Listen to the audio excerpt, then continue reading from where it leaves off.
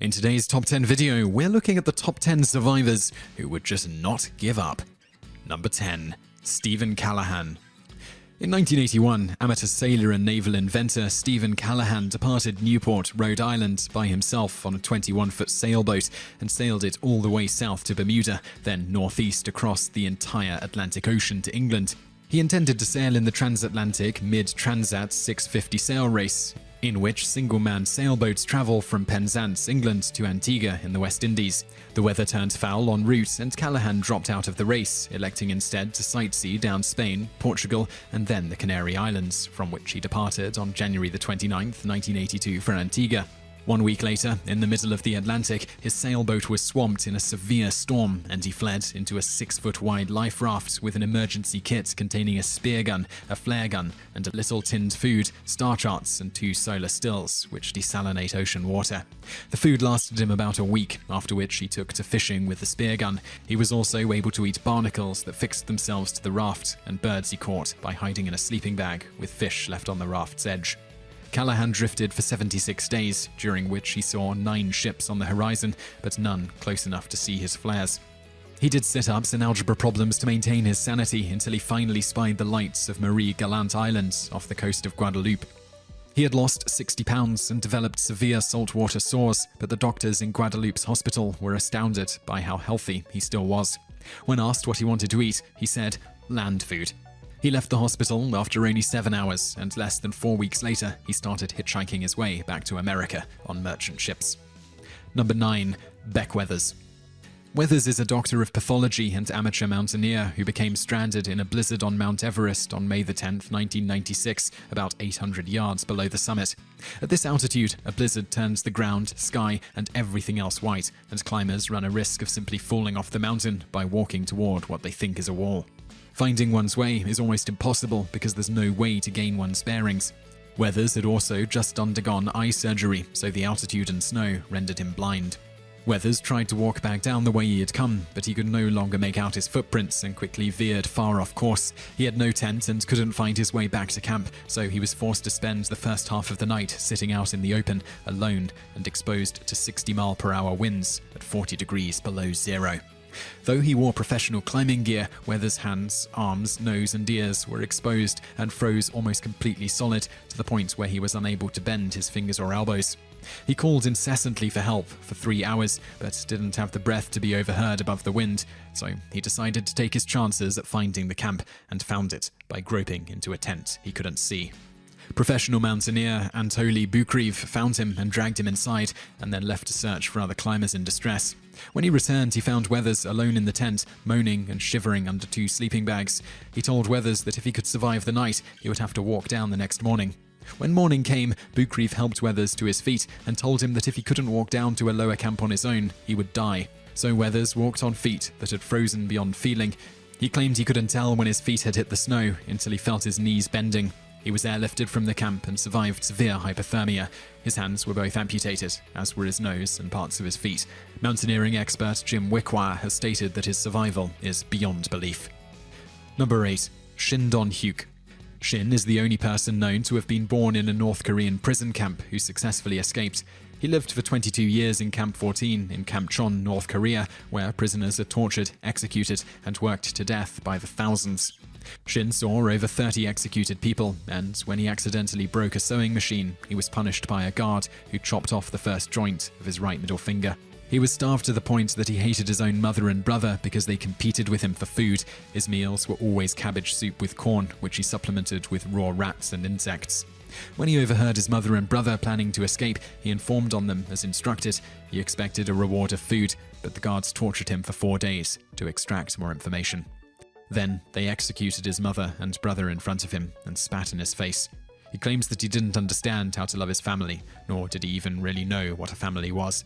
He had no knowledge of the outside world until 2005, when a prisoner told Shin that on the outside he could eat as much as he wanted. That's how Shin defines freedom today. The two hatched an escape plan that entailed waiting for work duty on top of a mountain ridge where fewer guards patrolled. Once the guards were out of sight, the other prisoner tried to pass over the bottom wire of the electrified fence but was electrocuted. Shin crawled over his grounded body and escaped, although his feet caught the wire and were badly burned. He broke into a farm and stole a 10-pound bag of rice, which he traded for cigarettes, then travelled 80 miles to the Chinese border, where the guards accepted his bribes of cigarettes to let him into China. There, he worked various menial jobs until a South Korean journalist learned of his plight and brought him to South Korea. Shin says that he now understands the value of family and regrets how he treated his mother and brother. He currently works as an anti-North Korean activist. Number 7. Joseph Simpson. In 1985, Simpson and his friend Simon Yates attempted to be the first to climb the west face of Slula Grande in the Peruvian Andes. They made the ascent successfully, but descended via the perilous North Ridge. Simpson lost his footing on an ice cliff and slid onto a ledge of bare rocks.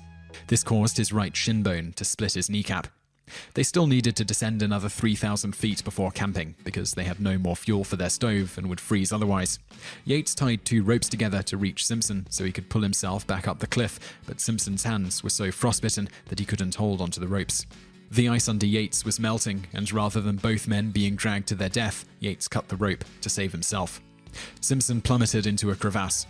Yates descended the mountain the next day, assuming Simpson was dead, but he wasn't, although he couldn't climb out of the crevasse with a broken leg and no rope. So he decided to jump deeper into the crevasse and pray for an exit. He found a small hole in the glacier, and then he crawled down the glacier for 3 days with no food and only chunks of ice for water. He had to navigate around other crevices and fields of ice blocks the size of houses before reaching dirt. From there, he hopped 5 miles back to base camp, where Yates was almost ready to leave. Simpson made a full recovery. Number 6. John Colter. Colter was possibly the very first mountain man, an explorer and pioneer of the days of the American West, during a time when natives were still abundant and often hostile to white settlers. Colter, an excellent hunter, scout and trader, was an indispensable member of Lewis and Clark's expedition to the Pacific. In March of 1809, Colter went off to explore the Yellowstone area. He was accompanied by members of the Crow Nation when they were attacked by some 400 men of the Blackfoot tribe, which shot at them with flintlocks while Colter and company were navigating the Jefferson tributary of the Missouri. Colter's canoe was filled with so many holes that it sank. Colter rolled out of the boat and swam to shore, throwing down his arms and making a show of giving up. Since he hadn't shown any aggression, the Blackfoot didn't kill him. Instead, they stripped him naked and told him to run away. So he ran, and when he looked back, he saw a dozen men chasing him with bows and spears. Colter turned out to be swift-footed and in fine shape, outpacing them for 4 miles over uneven grassland. When he looked back a second time, only one Blackfoot was still close, so Colter decided to face the man and spun around to fight. This surprised the native, who was too exhausted to stop and take careful aim with his spear. He tried to throw it, but stuck the spear in the ground and fell over it, snapping the shaft. Colter snatched up the spearhead and stabbed the man, yanked a blanket out of his satchel, and resumed running before the rest of the party could catch up. 1 mile later, he reached the Madison River, ran in, and ducked underwater into a beaver lodge. The Blackfoot passed him by. He then walked 11 days in temperatures below -20 Fahrenheit until he found the Little Bighorn River and a trading post. He had drunk from rivers and eaten nothing in that time. Number 5. Hiroo Onoda. Onoda was a Japanese army intelligence officer who refused to believe that Japan had surrendered at the end of World War II. He had been assigned to Lubang Island in the Philippines as a saboteur to blow up airstrips, sink ships, and hamper the enemy however possible. Per his orders, he refused to commit suicide or surrender, except to his immediate commander. News of the war's end was distributed to the jungle, in which he hid via airdropped leaflets with General Yamashita's signature. Onoda believed they were forgeries. He was accompanied by 3 other soldiers who continued for years to believe the war was on and waged it via the sporadic killing of livestock, shootouts with Filipino police, and arson against rice farms. Onoda was eventually left alone as his band of men were killed or deserted and gave themselves up. An explorer named Norio Suzuki discovered Onoda on February the 20th, 1974, after 4 days of wandering through the jungle. They became friends, but Onoda refused to surrender to anyone but his commanding officer, Major Yoshimi Taniguchi. Taniguchi was notified, and he flew to Yubang, found Onoda, told him that the war had ended, and asked him to surrender. Onoda did so, surrendering his rifle, ammunition, and 7 hand grenades. Philippines President Ferdinand Marcos pardoned him, and Onoda turned to raising livestock. He also became an international celebrity before passing away in January 2014. Number 4. Alexander Selkirk. Selkirk was a Scottish sailor and small-time brigand who, in 1703, served as sailing master under Captain Thomas Stradling of the Cinque Ports. They carried the war around Cape Horn and along Chile to an island called Massa Terra. more ground. Selkirk was terrified that the Cinque Ports would sink. He deemed it woefully unseaworthy and requested to be let off in the uninhabited island rather than risk going down with the ship. Stradling complied, and Selkirk spent the next 4 years by himself waiting for another ship. His provisions were a musket with gunpowder and balls, 1 knife, extra clothes, carpentry tools, and a Bible. He lived along the beach for a few weeks, but was aggravated by the noise of mating sea lions, so moved into the interior. He found wild goats, cabbage, turnips, and coconuts more than sufficient for a balanced diet. However, his solitude nearly drove him to suicide, and he maintained his sanity by reading the Bible and singing psalms. His knife broke, so he made another out of some old iron. He thatched 2 huts out of pimento trees and chased down goats after he ran out of gunpowder. His father had been a tanner, and Selkirk had the know-how to make new clothing out of goatskin. 2 ships landed on the island, but both were Spanish, and they would probably have killed him, so he hid. In 1709, Captain William Dampier of the Duke landed, and Selkirk was beside himself with glee to see the flags of England and Scotland. Dampier's men were so ridden with scurvy that they could pull their own teeth out, but Selkirk saved them with his coconut stash. His story became instantly popular throughout Europe and inspired Daniel Defoe to write Robinson Crusoe. Selkirk's island is today called Robinson Crusoe Island. The Cinque Ports did indeed sink, with the survivors being taken prisoner by the Spanish. Number 3. Sir Douglas Mawson. Mawson was an Australian expedition leader who led a team of scientists to explore King George V Land, a slender section of the continent few people had seen. The party landed at Cape Denison, Antarctica on January 8, 1912.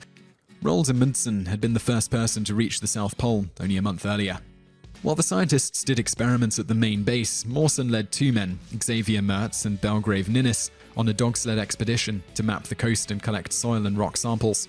After 5 weeks, they crossed a glacier some 290 miles from the main base when Ninnis, jogging next to Mawson's sledge, plunged through the ice into a crevasse. Mawson and Mertz never saw him again, and Ninnis took an entire team of 6 dogs with him, along with a first aid kit, most of the food, and only the tent.